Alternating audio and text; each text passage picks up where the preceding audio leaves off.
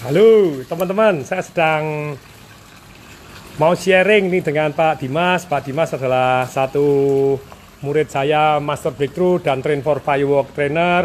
Pak Dimasnya ini nempel saya hampir 1 tahun, bantu saya full dan tidak dibayar gitu ya. Dan Pak Dimas saya berikan tugas banyak hal, termasuk tentang berat badan. Nah gini ya, berat badan itu Pak Dimas nanti kita wawancara ya. Pak Dimas ini murid Train for Firework Trainer dan sudah nempel saya hampir 1 tahun. Dan dari 1 tahun ini terjadi perkembangan yang luar biasa dari Pak Dimasnya, termasuk saya beri tugas untuk baca buku. Dari secara berat badan sudah langsing turun berapa, 15-16 kilo, nanti kita akan tanya, kita tunggu Pak Dimasnya. Terus kemudian juga saya berikan tugas, setiap hari baca 1 bab minimal, buku ini, buku ini, buku ini.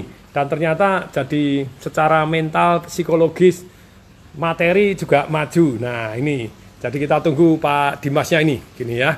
Jadi nanti kita akan share tentang tugas yang, nah ini Pak Dimasnya sudah mau.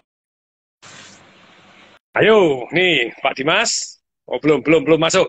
Pak Dimas akan saya minta untuk share. Halo Pak Dimas, yes. Ya, Pak Tung. Yes, hari ini lagi sedang apa, Pak? Yes, Pak Dimas. Dulu Yes, nempel saya hampir 1 tahun, kemudian berat badan sudah turun berapa sekarang? Dari berapa jadi berapa? dari berat 92 kilo sekarang menjadi 75,6. Jadi Ya, sekitar 15 kilo. 15 sampai 16 sudah kilo. sudah turun 15, 16, hampir 17 kilo. Very, very good one. Nah, kemudian juga Pak Dimas ini kan saya berikan tugas ya. Pada waktu itu nempel saya berapa lama sih Pak Dimas? Kalau nempelnya sekitar 8 bulanan, Pak. 8 sampai 9 delapan bulanan. bulan gitu ya. 8 bulan jadi personal asisten saya, ndak digaji, nempel, no, ikut bawa mobil bayar sendiri, kadang bayarin tol malahan gitu ya. Jadi keluar duit, tapi lumayan dapat manfaat yang saya merasa bermanfaat. Apakah Pak Dimas dapat manfaat nempel saya?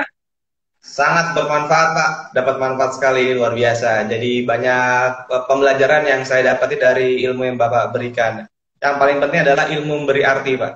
Itu sangat-sangat powerful sekali dan ambil tanggung jawab itu juga sangat powerful sekali, Pak. Gitu. Kita tidak boleh menyalahkan orang lain, tetapi kita harus memberikan apa yang bisa kita feedback atau apa yang kita bisa bantu untuk orang lain. Itu yang pelajarannya, Pak, yang saya dapetin. Nah, memberi arti dan ambil tanggung jawab. Nah, kalau memberi arti, apa yang dipelajarin Pak Dimas? Oke, kalau memberi arti, saya berpikir gini, Tuhan menakdirkan kita untuk apa, gitu kan? Nah, terus kemudian pasti kita ingin menjadi lebih baik kan? Terus kemudian kalau kita keluarganya ada yang kurang, nah, kita tidak boleh menyalahkan orang keluarga kita. Misalnya suami istri kita sedang suka marah, gitu kan? Kita harus nggak boleh langsung marah-marah, tetapi kita ambil tanggung jawab. Bapak kita kok ada yang kurang, ibu kita ada yang kurang. Kita nggak boleh menyalahkan ibu kita atau bapak kita yang lebih kurang itu. Kita tetap ambil tanggung jawab bahwa oh kita sebagai anak harus meluruskan orang tua. Oh yang salah jadi benar gitu, yang salah jadi benar. Seperti itu Pak. Saya pelajaran yang banyak sering gimana? Ambil tanggung jawab gitu ya. Jadi ketika orang lain Ya, salah, berarti kita ada tanggung jawabnya juga. Orang tua tentu saja kita tidak bisa ngasih nasihat, namanya orang tua kita hanya bisa menginspirasikan. Kalau istri ya mungkin kita bagaimana, oh pasangan hidup apapun, tapi kita ambil tanggung jawab. Kalau kita mulai menyalahkan, sengsara deh jadi pertempuran gitu ya. iya. Betul Pak, betul. Terus Betul. kemudian kan, ini Pak Dimas kan ada tugas juga, nah dari saya untuk baca buku gitu ya, setiap 1 bab. Nah tadi pagi saya dapat setoran dari Pak Dimas, saya dengarkan, waduh bagus ini tentang visualisasi, tentang ini jadi, ayo Pak Dimas sharing buku yang saya minta untuk baca sekarang nih. Nah ini silahkan sharing, supaya teman-teman Oke, juga langsung ikut belajar, nggak usah baca, dengerin, ngelihat, dijelasin, dikasih contoh-contoh dari Pak Dimas, nanti saya lengkapi contoh-contoh dari saya. Ternyata lebih cepat cara belajarnya. Silakan, ayo Pak Dimas sharing. Oke, saya yang menjelaskan apa sih yang pelajaran buku apa. Nah, ini teman-teman bisa cari buku ini, Jack Canfield, ya, karangan Jack Canfield, The Success Principle. Nah, ini banyak di Gramedia ada. Kalau misalnya di Gramedia nggak ada, di Tokopedia sudah ada juga gitu. Yang second-second juga nggak masalah. Saya ini beli second, Pak, 100.000. Itu Wah, dari murah Surabaya. meriah. Ya, soalnya di apa namanya Gramedia nggak sempet, akhirnya sekarang di zamannya Tokopedia, tinggal search aja Jack Canfield gitu kan, The Success Principle, nyampe depan rumah gitu. Akhirnya saya baca-baca, kemudian ini sangat sungguh bagus banget Pak. Jadi kalau kita seorang pembisnis atau Sebentar, leader, sebentar, pemimpin, sebentar, sebentar Pak Dimas. ya, Jadi saya akan sampaikan supaya orang lebih senang mendengarkan gitu ya. Who tell the best ya, story can win. Jadi kalau saya ditanya sama orang, Pak Tong, kalau satu buku yang dibaca apa? Saya bilang selain kitab suci, tentu saja kitab suci masing-masing gitu ya, adalah bukunya Jack Canfield ini, Success Principles. Anak saya juga lagi baca buku ini, setiap hari ngerangkum untuk saya juga gitu ya. Jadi The Success Principles ini very very good book. Satu buku ini aja baca, sisanya bukunya Pak Tong tentu saja, tapi buku ini udah merangkum semuanya, keren banget. Ayo Pak Dimas lanjutkan apa yang dibaca dan sharing kepada teman-teman sehingga teman-teman bisa belajar, nggak perlu baca tapi dan dengerin aja sudah dapat manfaat. Silakan, ayo. ya, oke. The Success Principle ini sangat bermanfaat. Yang pertama, saya dari bab pertama dulu Pak, karena ini Ya. bab pertama luar biasa menurut saya. Jadi apa sih pelajaran pertama itu adalah kita bertanggung jawab 100% atas kehidupan Anda. Maksudnya apa sih gitu kan? Nah, kita itu tidak boleh menyalahkan orang lain. Hanya ada satu orang yang bertanggung jawab atas mutu kehidupan yang Anda jalani, itulah Anda. Jadi kita nggak boleh menyalahkan orang lain gitu loh. Dan kalau misalnya kita mau sukses, kita bayar orang gitu. Bayar orang gaji saya supaya jadi sukses, nggak bisa. Sama kayak olahraga. Olahraga lu mau sehat nggak? Tetap kita sendiri yang ngerjain. Kita tidak boleh pakai pakai pakai apa bantuan orang lain untuk jadi sehat. Tetap kita sendiri yang harus mengerjakannya. Jadi kita tidak boleh pakai jasa orang lain. Deh, lu biar saya sehat, nanti saya bayar kamu, nggak bisa. Sama kayak Kamu yang kehidupan kita. olahraga, bayar kamu Iya. yang olahraga, yang sehat dia, kita enggak gitu ya. Ya, sehat dia, kita enggak. Ya itu sebenarnya penting banget, apapun tanggung jawab apapun yang kita dapetin gitu kan. Ada masalah apa? Oh, masalah ini. Oh, terus solusinya apa? Kita harus nyari solusi sendiri. Kita tidak boleh menyalahkan orang lain. Intinya adalah ketika suatu masalah apapun di luar sana, mau di pekerjaan Anda, mau di keluarga Anda, mau teman-teman Anda, ketika sedang masalah bentrok, apa? Langsung tes termin. Oh, saya salah di mana? Ketika orang lain merasa, oh dia salah, tetapi apakah kita nggak tes termin? Oh, apakah saya juga salah? Saya pun sebenarnya salah juga gitu. Kenapa? Kita tidak memberitahukan ke dia bahwa Anda salah, tapi dengan cara yang penyampaian yang baik, yang bagus gitu, supaya dia ngerti apa maksud kita. Ujung-ujungnya adalah jadi sama-sama bahagia. Dia ngerti, oh kita juga ngerti maksudnya gitu. Ingat, kata-kata yang salah, apa namanya penyampaian yang salah, padahal maksudnya benar, juga tetap salah gitu loh. Nah, jadi benar-benar yang ketika orang lain salah, kita tidak bisa menyalahkan 100% orang lain. Tetap kita juga harus bilang, oh ya saya ada yang salah. Apa yang salah? Kenapa dia juga salah? Oh saya harus ambil tanggung jawab. Itu yang pertama. Poin yang saya dapetin, ambil tanggung jawab. Nah, kemudian yang kedua adalah mengetahui keberadaan Anda. Intinya adalah kenapa sih Anda dilahirkan di dunia ini? Untuk apa Anda dilahirkan di dunia ini gitu kan? Kenapa ada Anda berada di sini gitu loh? Untuk apa? Intinya Anda tujuan di dunia itu untuk ngapain gitu loh. Nah, saya dapat pelajaran ini bahwa kita itu memang harus bermanfaat bagi orang lain. Tidak hanya bermanfaat buat diri kita sendiri, tetapi untuk orang lain bisa bermanfaat gitu loh. Terus eh, kebahagiaan itu adalah tujuan gitu. Ketika kita kira-kira hari ini apa yang memberi manfaat ke orang lain nih? Oke, berarti kita harus memberi manfaat apapun, sekecil apapun, nggak hanya uang loh. Ilmu bisa, manfaat bisa, gitu kan. Kasih tahu yang salah juga benar juga bisa. Itu memberi manfaat buat kita. Sehingga kita semakin kaya, dalam arti ya semakin ketika kita banyak memberi gitu kan, banyak juga pasti apa yang kita terima gitu, entah informasi, entah keuangan, entah apapun, kepribadian kita jadi bertumbuh gitu. Ketika kita bertumbuh, otomatis orang lain juga akan respect sama kita, dan kita bisa sama-sama win dan win. Dia juga senang, kita pun juga sama-sama senang. Seperti itu bab yang kedua. Yang ketiga adalah Pelan-pelan, pelan-pelan, pelan-pelan, pelan-pelan, pelan-pelan. Jadi bab satu, ambil tanggung jawab. Tidak nyalahkan orang lain, setiap ada sesuatu hal yang bertentangan, kita tes cermin apa yang bisa kita tingkatkan. Kita sedikit banyak nggak benar kok 100%. Misalnya kita benar pun, tapi orang salah sangka sama kita, berarti cara penyampaian kita salah. Jadi selalu ada yang bisa kita tingkatkan. Yang Ya. kedua adalah Mengetahui alasan Anda, keberadaan Anda, Pak. Kamu di dunia itu mau ngapain sih gitu? Kamu dilahirkan apa sih gitu? Belajar jadi mengetahui purpose alasan. hidup Anda itu apa? Anda ditahirkan di Tuhan itu apa? Disuruh merenung toh. Ditanya suruh jawab nih. Kalau misalnya ditanya Pak Dimas ada di dunia ini untuk apa? Ya, satu untuk nilai tambah bermanfaat bagi orang lain, untuk kita bisa bermanfaat bagi keluarga juga, gitu kan? Untuk kita bertumbuh bisa bermanfaat bagi negara, gitu kan? Karena apa? Semua agama sama kok. Kalau menurut saya pribadi adalah sama dalam arti sama, semua memberikan manfaat. Tuhan itu menakdirkan kita memberi manfaat ke manusia, hablum minallah dan hablum minanas. Bermanfaat untuk Tuhan, bermanfaat untuk kaum masyarakat dan antar sesama. Itu loh menurut saya. Itu jadi saya berpikir ketika ada orang yang rasis gitu kan. Terus kenapa dia rasis? Kenapa? Karena dia belum tahu informasi bahwa kita itu harus antar sesama, antar golongan, semua berkeluarga, nggak perlu rasis-rasis, nggak perlu dijilin sama orang yang tidak bertanggung jawab gitu. Dia musuh saya loh, dia musuh saya, itu kita jangan teman sama dia, itu nggak boleh gitu. Itu nggak bagus. Apakah Tuhan menakdirkan kayak gitu? Mana ayatnya gitu? Mana ayatnya bahwa lu harus beribut sama teman sendiri, apalagi sama satu agama? Itu jangan sampai seperti itu. Itu jangan mau doktrin yang kurang baik. Kalau kita bermanfaat, kalau kita sama-sama, kok Tuhan menakdirkan kita harus yakin bahwa Tuhan ini menakdirkan kita di dunia ini untuk apa sih sebenarnya gitu kan? Pasti bermanfaat bagi orang lain.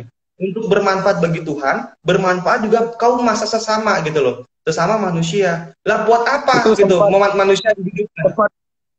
Pak Dimas pada waktu itu untuk alasan salah satu hidup kita itu yang di semua agama diajarkan, yang pada waktu itu Pak Dimas saya minta untuk WA ke saya, itu ayatnya gimana sih? Di Islam ada, di Buddha ada, di Konghucu ada, di Kristen ada, di Yudaisme ada, di Zoroisme ada, di aliran-aliran ada. Itu kesimpulannya sebetulnya apa sih yang sama dari semua agama tadi, apa sih? Nah, kalau menurut saya yang sama adalah jangan lakukan apa yang orang lain tidak ingin lakukan padamu, tapi lakukanlah apa yang ingin orang lain lakukan padamu. Itu penting banget. Itu di Islam juga ada itu, HR Muslim ya? Ya, ayat Muslim. Jadi apa yang kita Di Hindu tanam, ada, di Katolik ada. Ya.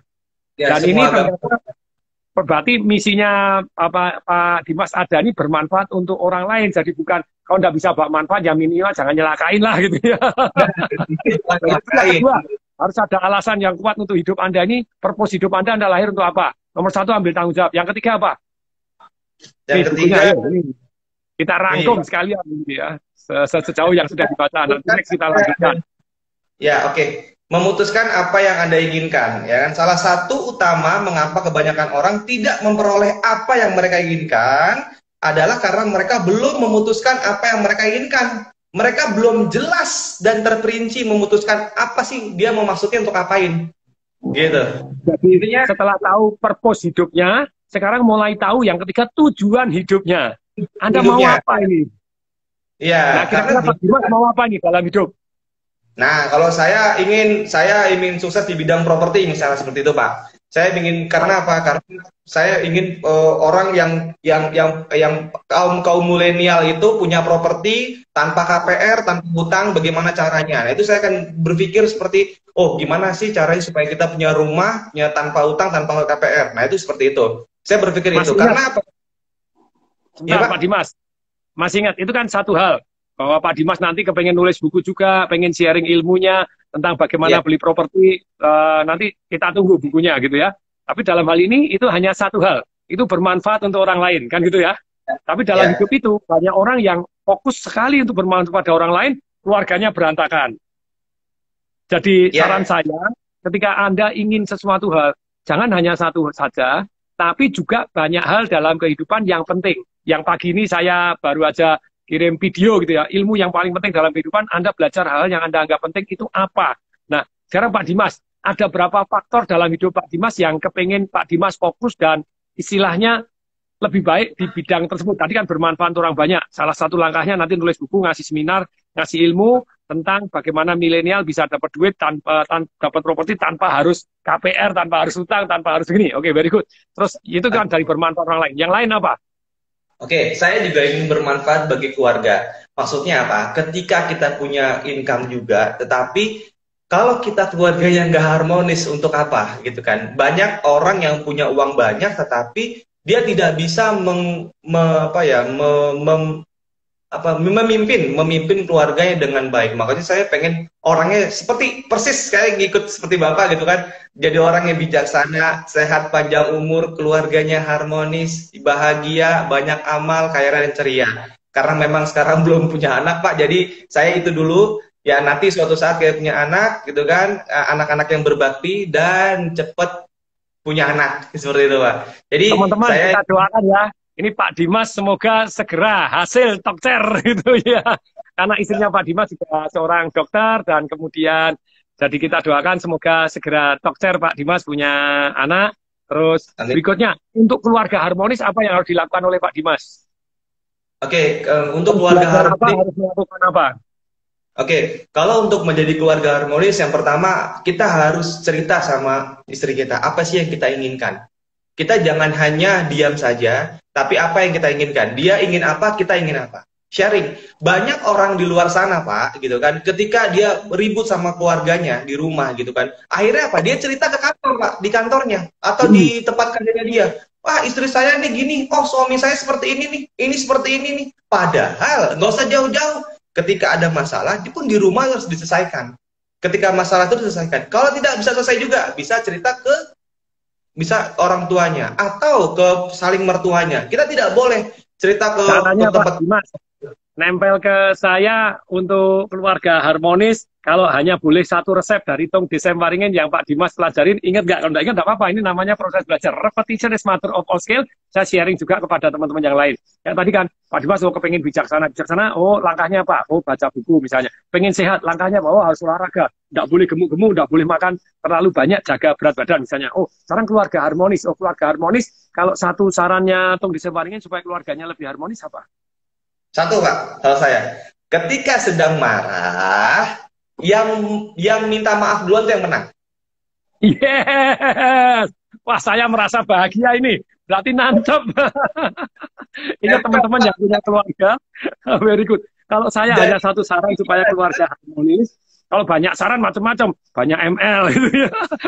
Itu betul. Tapi kalau satu saran saja tadi, yang minta maaf duluan menang. Ini di buku Life Revolution saya ada yang di bab 12, ilmu penting dalam kehidupan, yaitu keluarga harmonis. Minta maaf dulu menang. Itu ternyata Pak Dimas nempel saya tidak percuma. Ini nancep juga. Tapi setelah minta maaf gimana? Kita minta maaf terus lama-lama dia semena-mena dong. Iya, betul. Kalau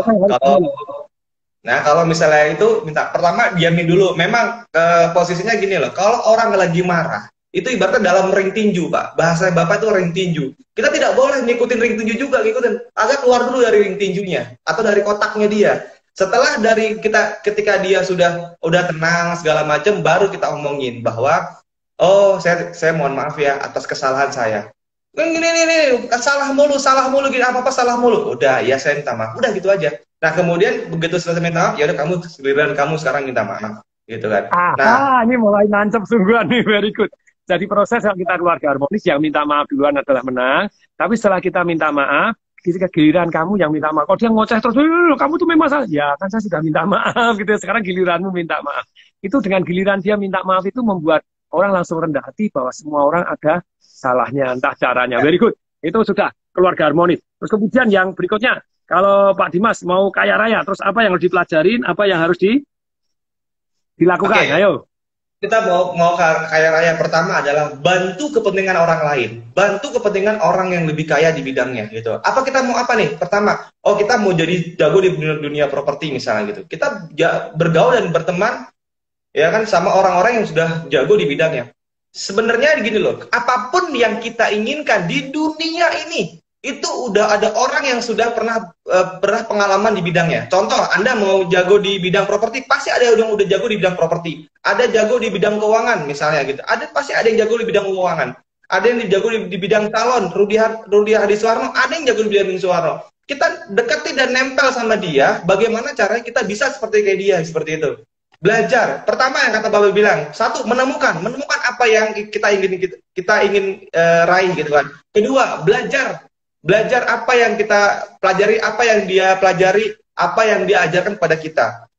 Terus kemudian kerjasama dengan dia gitu loh. Semoga kita jadi tahu gitu kan, tahu ilmu-ilmunya, oh step-stepnya. Kita nggak hanya sebagai ibaratnya kulitnya saja. Kita harus tahu daging-daging ilmu-ilmu step-stepnya, detail-detailnya seperti apa, kata-katanya seperti apa, harus ngapain aja. Itu harus tahu.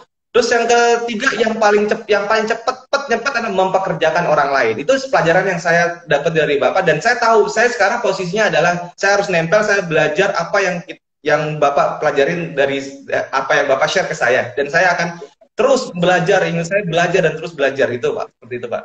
Nah ini teman-teman, kenapa sekarang dalam saat-saat ini saya lebih banyak diemnya? Tumben ini mentornya kok malah banyak diem lah ya. Ini namanya mentoring gitu ya. Pak Dimas pada waktu nempel saya 8 bulan, bantu saya sebagai aspri, asisten pribadi, jadwal, kemudian nyetirin saya gitu ya.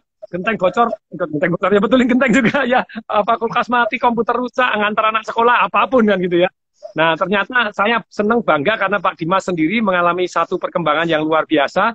Dari berat badannya berapa? 92. Sekarang? sekarang 75-an, 75,6. Lumayan, sudah 16-17 kilo ini lumayan gitu ya. Jadi luar biasa. Terus kemudian saya merasa mestinya dengan istrinya juga jauh lebih harmonis, sudah lebih bisa ngomong, lebih seru. Terus kemudian ini, jadi kita pagi ini kita share 3 dulu saja. Nomor 1, ambil tanggung jawab. Tadi Pak Dimas kan saya kasih tugas untuk membaca buku. Pada waktu kasih baca buku, saya bilang, kalau mau baca harus lapor gitu ya. Harus lapor. Hanya lapor gimana? Kirim voice note. Anak saya pun saya minta lapor. Dia baca buku apa? Minta lapor. Baca buku apa? Lapor. Anak saya udah baca buku banyak sekali. Tadi pagi pun istri saya bahas, anak saya gimana ini. Tenang, dia on the right track. Dia orang mau belajar, dia disiplin, dia akan terasah. Walaupun sekarang masih istilahnya masih batu bara, dia dengan adanya tekanan, dengan adanya waktu, dengan diasah nanti jadi berlian gitu ya, jadi berlian yang indah. Nah ini Pak Dimas sudah mulai jadi berlian yang indah gitu ya, mulai mau sharing kepada orang lain. Terima kasih, kita 3 ya, sudah 3 ya. Berarti apa saja Pak Dimas? 1, kita harus ambil tanggung jawab. Yang kedua, dari bukunya Success Principle yang saya minta Pak Dimas baca adalah ya, 1, alasan keberadaan Anda. Keberadaan Anda ini sebenarnya Tuhan ingin Anda apa sih? Seperti tadi Pak Dimas, mestinya kita diminta untuk berbuat baik dong ya, buat baik yang lakukan apa yang kamu ingin orang lain lakukan padamu, jangan lakukan apa yang kamu tidak ingin orang lain lakukan padamu. Keren banget itu. Kemudian yang ketiga adalah apa yang Anda inginkan harus jelas. Jelas ya.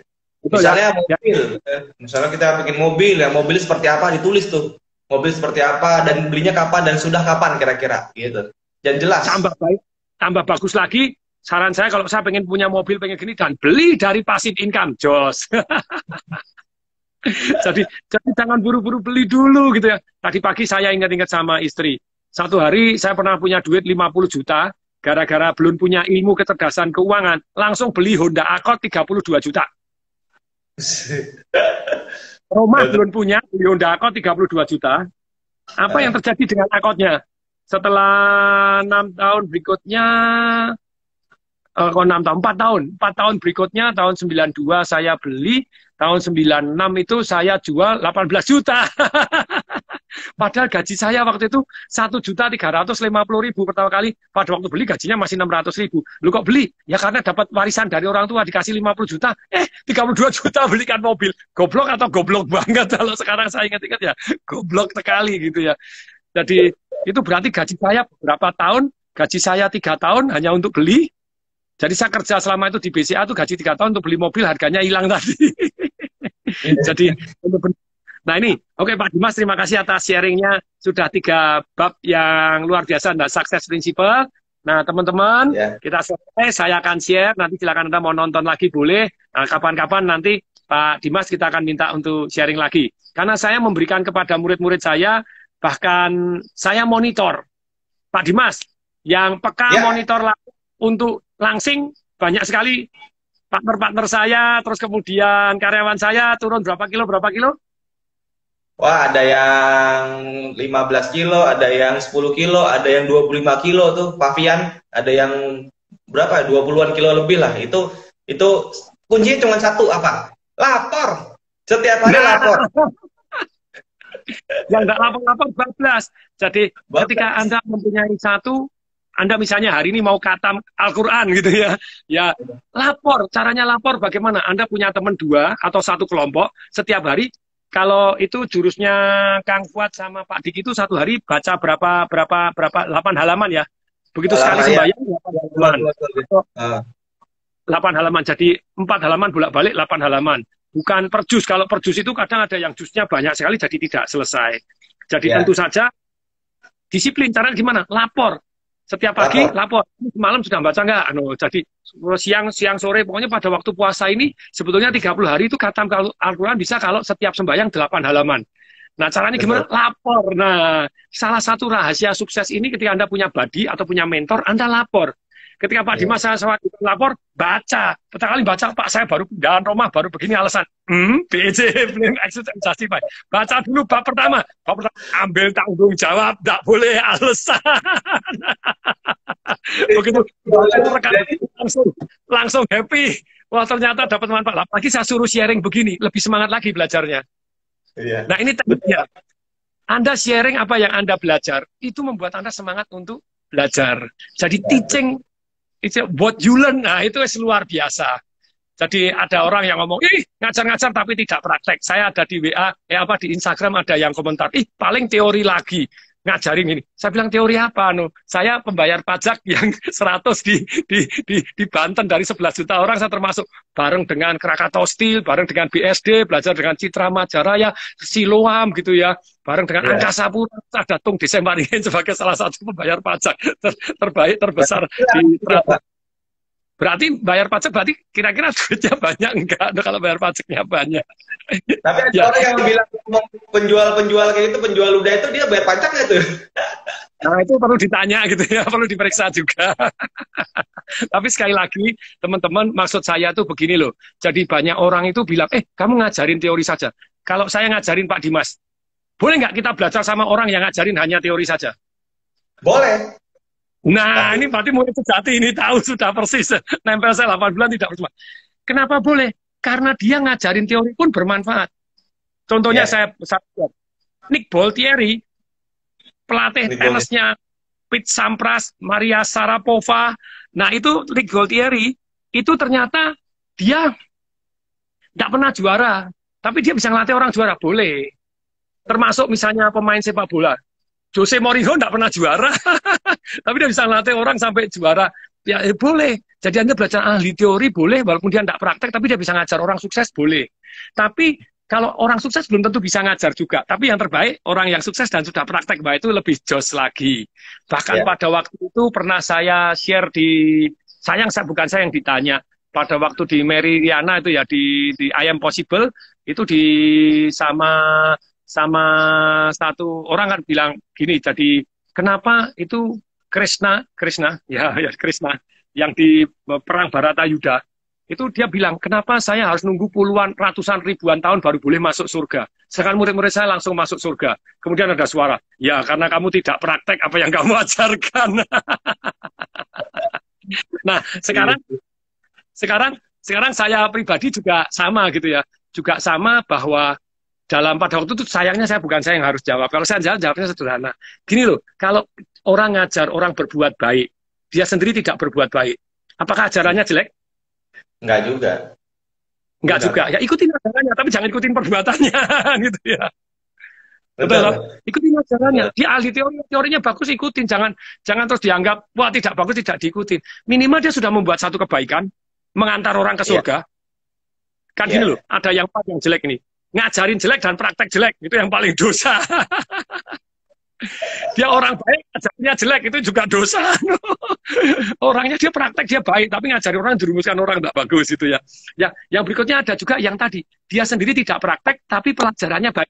Kalau dia tidak pelajarannya baik, masih bagus karena dia ngajarin baik. Walaupun dia tidak masuk surga, tapi lumayan dia sudah nganter banyak orang masuk surga. Ada berkatnya juga. Nah, tapi yang tentu saja yang terbaik orang yang sukses dan ngajarin orang sukses itu yang best of the best. Ya, contohnya guru. Lo tuh ngajarin apa? Ngajarin itu. Lah kalau guru ngajarin, apakah dia juga termasuk orang yang hanya jual ludah saja? Dia enggak, dia jual ilmu pengetahuan kan gitu ya. Apakah itu bisa dipraktekkan di pekerjaan? Bisa. Ada yang bisa, ada yang enggak. Bahasa Indonesia bisa, bahasa Inggris bisa. Matematika kelas tinggi, sin, cos, tangen, kotangen, diferensial, integral, ya mungkin nggak dipraktekin. Dalam kehidupan mungkin nggak ada manfaatnya. Tapi ya sudah melatih logika, yes. Tapi banyak ilmu yang sebetulnya yang menurut saya boleh kok Anda belajar sama siapapun. Orang yang ahli teori boleh, nggak pernah praktek boleh. Caranya bagus, kenapa tidak? Makanya kan saya cerita, banyak buku marketing yang ditulis, tapi bukunya tidak dimarketingkan. Lu kok Pak Tung masih beli? Tetap kan dia hasil merenung, dia hasil menganalisa. Dan dia kan mikir, nulis buku itu kan mikir toh. Loh, tapi orangnya enggak praktis. Bukunya tidak laku loh, tidak dimarketingkan. Ya so what, saya kan cari inspirasi dari siapapun. Nah, kalau punya marketing saya, itu Pak Dimas pernah ikut meeting ya, bareng dengan Pak Wandi. Iya, betul. Betul ya?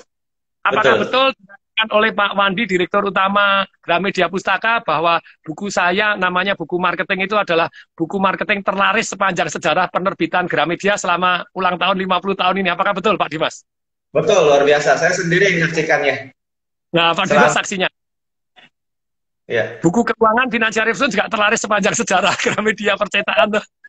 Nah, saya sampai nanya. Betul ya Pak Dimas, saya sampai nanya, loh itu kan ada yang ngarang itu, yang doktor profesor marketing itu kan keren juga, bukunya saya juga punya, saya beli bukan hanya satu, beli malah beberapa, saya kasihkan teman juga, saya betul beli beberapa. Terus kemudian jawabannya gimana? Pak, itu 10 tahun lakunya cuma 30.000. Bapak, satu hari udah 30.000 lebih. Oh gitu ya, oh ya, makasih. Saya pikir bukunya mestinya sudah ratusan ribu, ternyata enggak juga. No, ya. Padahal bukunya menurut saya sangat-sangat bagus. Memang betul, banyak orang belajar marketing, ngajar marketing, tapi dia sendiri tidak praktek. Kalau saya kan praktek jualan terus. Apa betul Pak Dimas saya jualan melulu? Enggak ya. Harus setiap jualan ya, jadi share macam-macam. Nah, dalam kesempatan ini Pak Dimas boleh sampaikan bahwa kalau ini akan ada seminar saya tanggal 15, 16, 17 Financial Revolution, seperti apa? Oh ya, kita ada seminar Financial Revolution itu tanggal 15, 16, 17 Mei. Itu nanti bisa daftar melalui FR, ketik FR. Mungkin saya ngetik atau Bapak ngetik, Pak. Ini daftarnya ke Pak Dimas ya? Boleh. Nah, ini langsung saya semat juga Pak Dimas. Nih, silahkan nih. Silakan Anda daftar Pak Dimas. Itu biayanya berapa? Dapat pelajaran apa? Dapat bonus apa? Harganya cuma murah selama 3 hari, tanggal 15, 16, 17 itu hanya 149.000.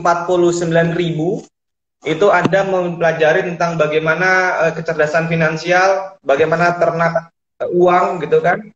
Itu banyak sekali. Sebentar Pak, saya juga ketik.